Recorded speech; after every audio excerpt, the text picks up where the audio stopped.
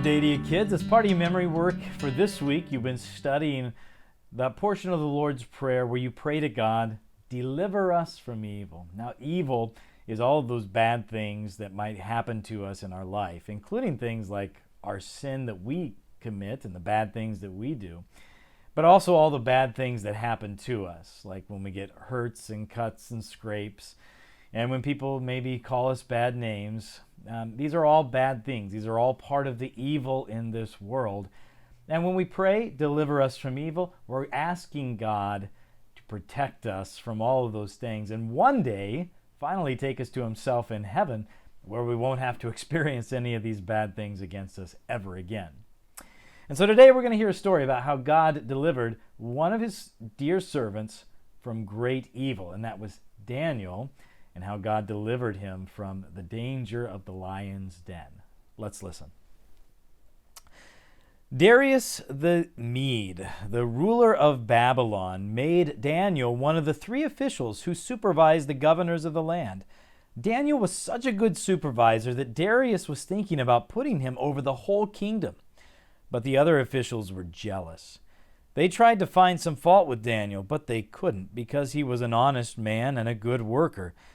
They decided to get him into trouble.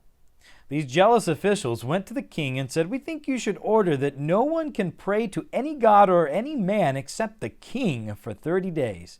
Anyone who disobeys should be killed." When Daniel learned that Darius had signed this order, he went home. He knelt at a window that faced Jerusalem. Then he prayed, just as he always did, 3 times a day. And he prayed to the Lord.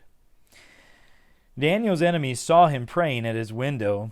They went straight to the king and said, "Daniel does not respect or obey the king's orders. He still prays 3 times every day." They insisted that Daniel be punished. The king was quite upset and tried to think of a way to save Daniel. "The king's orders cannot be changed," they reminded him.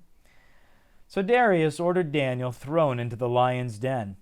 But he said to Daniel, "I hope your God rescues you." Then they put a stone over the opening and sealed it so no one could help Daniel. That evening the king was so worried about Daniel that he wanted no food or entertainment. He couldn't sleep. At dawn he ran to the den and cried, "Daniel, was your God able to save you?" And Daniel answered. He said, "God sent his angels to shut the mouths of the lions.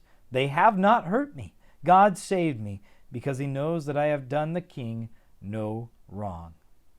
Afterwards, Darius wrote a letter to all his subjects. Everyone must show respect to the God of Daniel. His God is a God who rescues and saved. He has saved Daniel from the lions. And so what we hear in that great story is that God rescues Daniel from the evil of the lions in the den.